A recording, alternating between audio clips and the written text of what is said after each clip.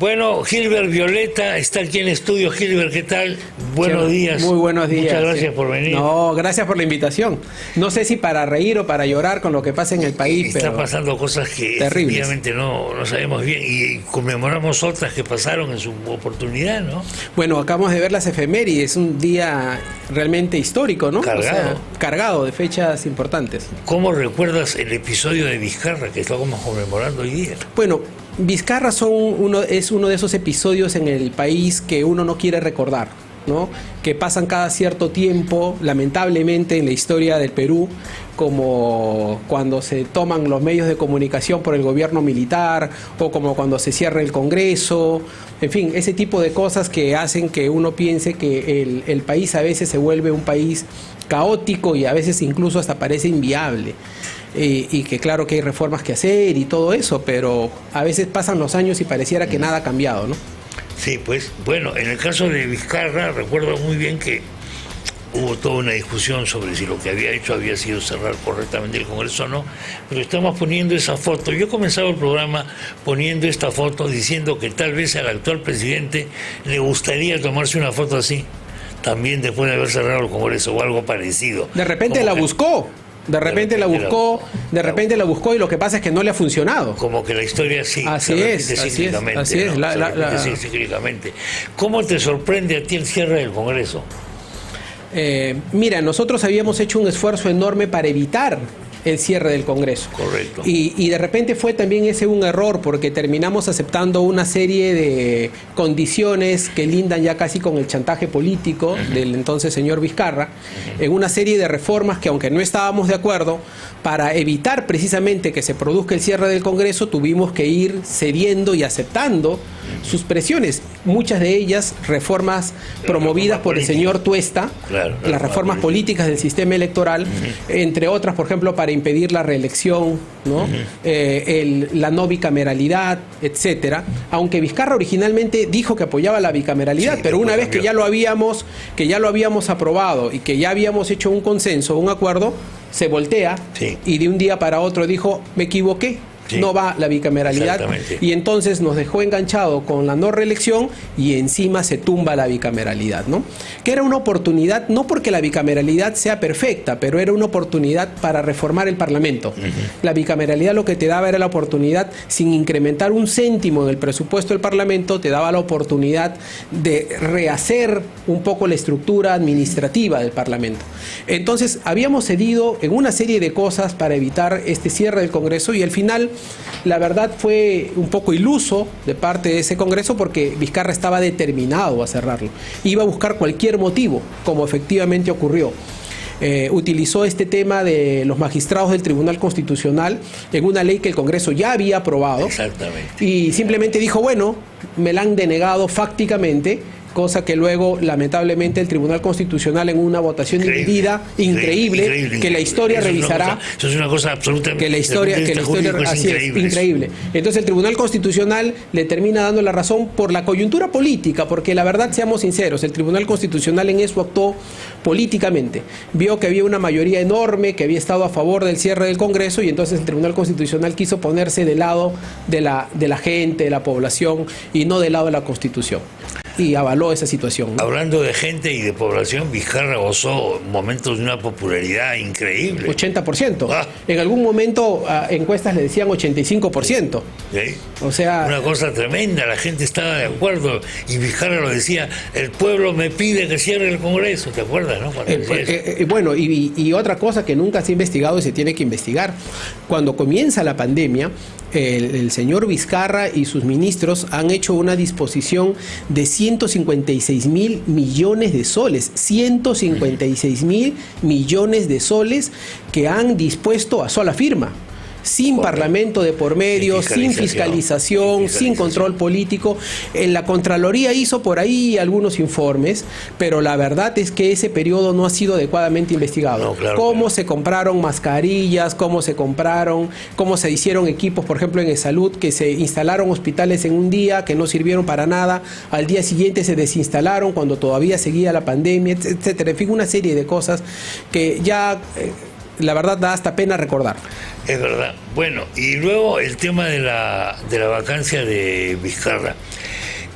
Por supuesto la historia no se repite, ¿no? Siempre tiene variaciones, pero yo en la mañana conversaba este programita hablando un poco de que por cosas menos graves que las que estamos hablando ahora de los nombramientos militares, Vizcarra no solamente es investigado, sino es vacado. Así es. Por cosas que tienen que ver con cosas, con anécdotas, inclusive graciosas, caso Swing, cosas para cosas. Bueno, el caso Swing efectivamente fue un parte del escándalo que se produjo, pero yo insisto, hay una serie de cosas probablemente mucho más complicadas en términos legales que no han sido adecuadamente investigadas, que seguro en algún momento se investigarán. Pero, por ejemplo, el Congreso también le hizo otra acusación constitucional a Vizcarra, porque resulta que él había sido nombrado ministro y luego presidente sin haber renunciado a su posición de ser gerente de la empresa que tenía en sociedad con su hermano, y esta empresa seguía contratando. Y eso pues había un artículo de la Constitución que explícitamente lo prohibía. Entonces, en verdad, el señor Vizcarra terminó siendo una caja de sorpresas, ¿no? Y bueno, ayer me parece que ha terminado, yo creo que para tratar de diluir un poco la efimérides del día, ¿no?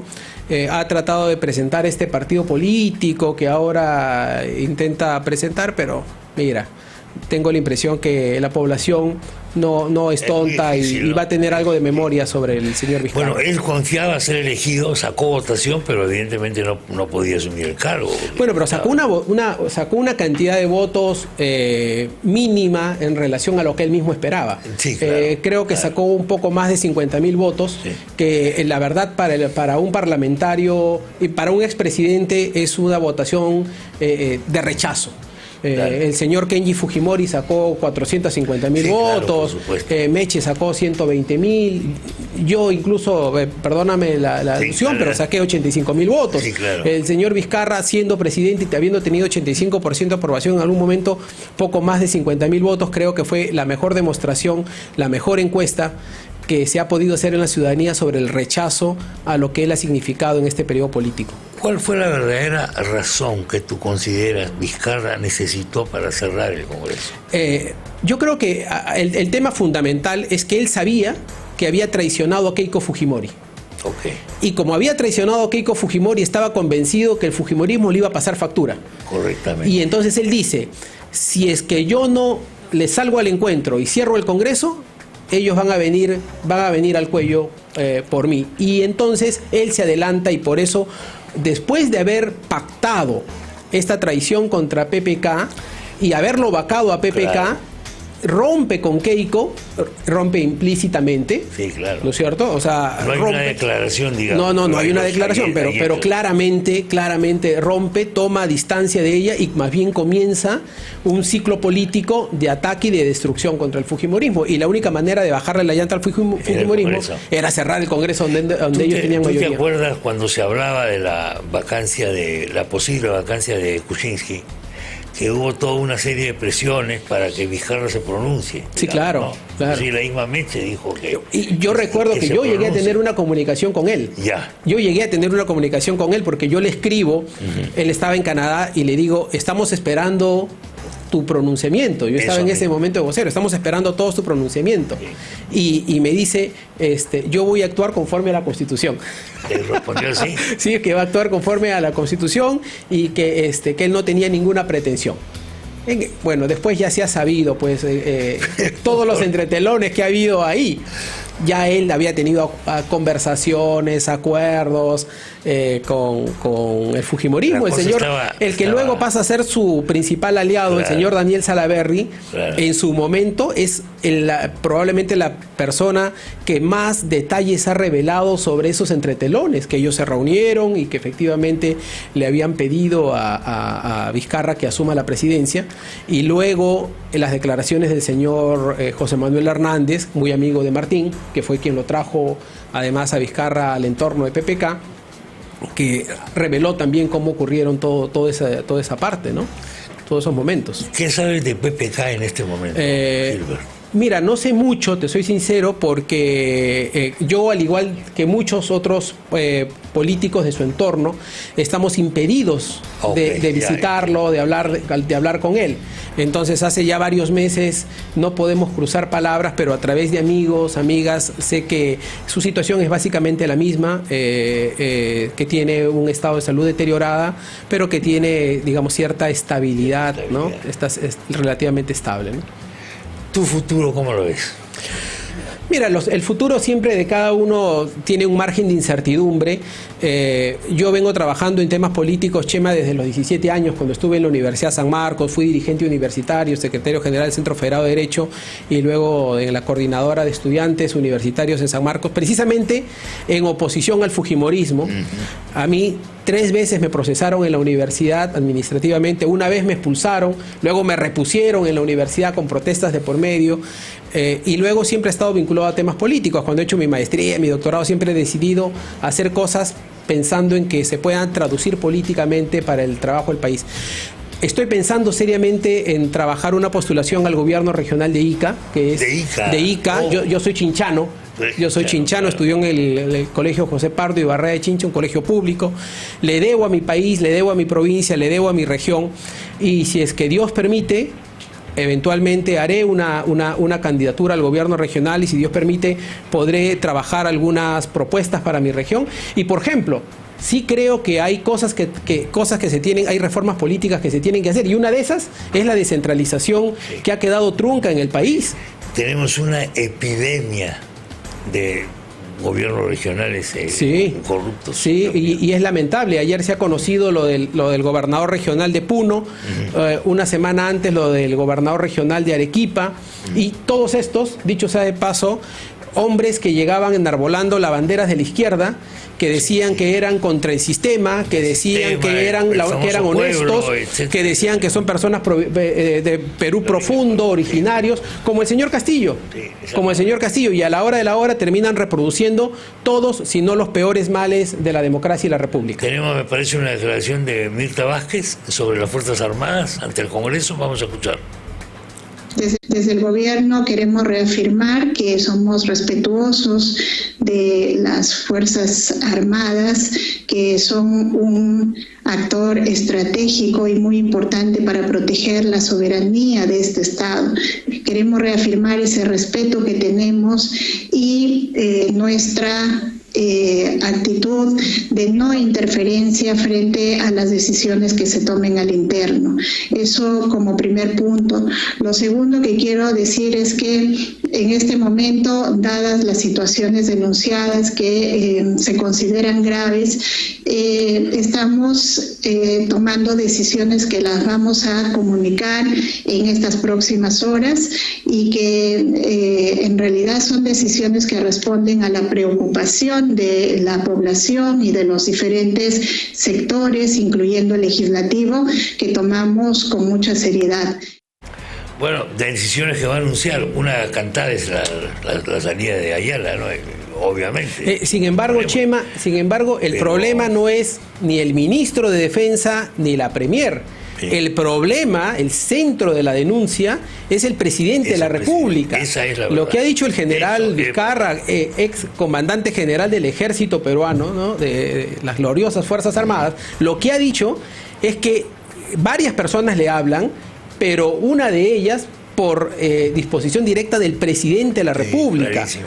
Y en consecuencia eso compromete a que si el presidente de la República está en condiciones de poder seguir siendo presidente de la República, porque el Congreso tendría que investigar ese hecho, y si es que es verdad, se habría cometido un delito, que es tráfico de influencias. El presidente puede terminar, pues, por incapacidad moral siendo vacado por este Parlamento. La cosa es muy seria. Estamos a puertas de eso, porque el caso no es Ayala, no es el secretario general de Palacio, ¿cómo se llama? El señor y se equivoca el cierto sector del Parlamento cuando focaliza la interpelación o la censura en el ministro, porque eso va a hacer que el tema simplemente se apague ahí. Y este es un tema mucho más grave que va más allá del ministro. A mí el ministro, ¿no es cierto?, segundo plano. Aquí el tema principal es si el presidente pidió o no pidió No recuerdo yo ninguna otra denuncia de un alto jefe militar similar a este. A ver, no estamos hablando de un comandante, de un jefe de una delegación policial o de un puesto alejado. No estamos hablando de un cabo, no, estamos hablando de un general del ejército peruano que en ese momento era nada menos y nada más que jefe del ejército. Sí. Y el otro señor era jefe de la FARC. O sea, estamos hablando de dos personas del más alto nivel, a nivel institucional, en las Fuerzas Armadas del Perú.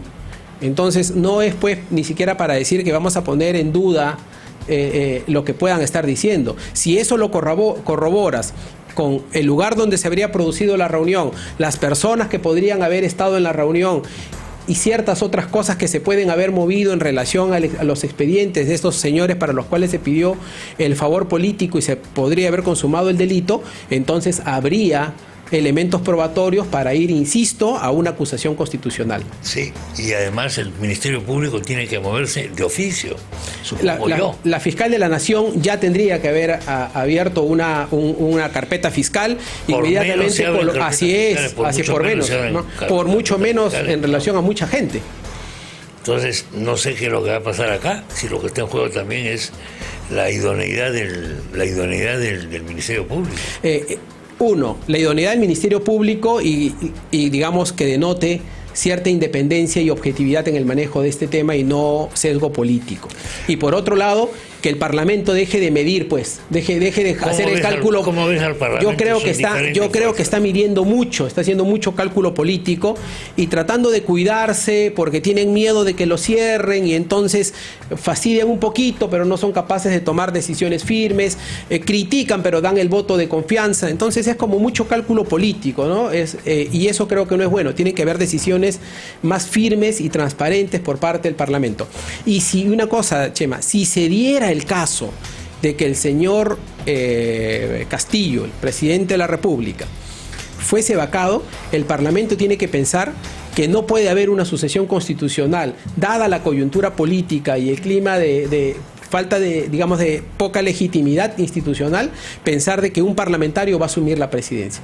Se tendrían que convocar a unas elecciones generales que haga que el proceso se oxigene de manera, digamos, más democrática. Indudablemente. A ver si tenemos las elecciones en paz y tenemos resultados buenos que más o menos enrumen al país, porque vamos de tumbo en tumbo. Sí, y es penoso. La verdad es penoso tener que cada cierto tiempo estar hablando un poco de lo mismo. Es terrible.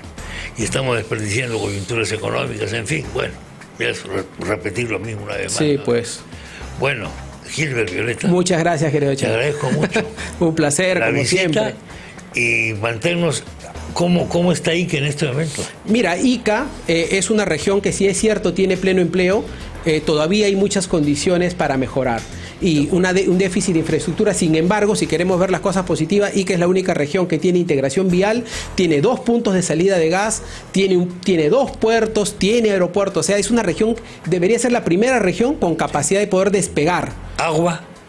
Hay un déficit de agua, claro. Es el principal problema de la región, es que si le pones agua, la conviertes en verde. Y a pesar de eso se han hecho una potencia. Y a pesar de eso, Ica es la principal potencia agroexportadora del país, y en espárragos, en paltas, lideramos pues las exportaciones en el mundo, no solo en el Perú. Un plato de payares iqueños con aceite de oliva. O una buena carapulcra, chinchana. En Chincha he comido eso últimamente, en el restaurante ese de la carretera que hay. Ah, claro, en el Batán. Haciéndole publicidad. Gracias, Gilbert. No, un placer. Cuídate mucho, mi querido. Nos vamos al Congreso.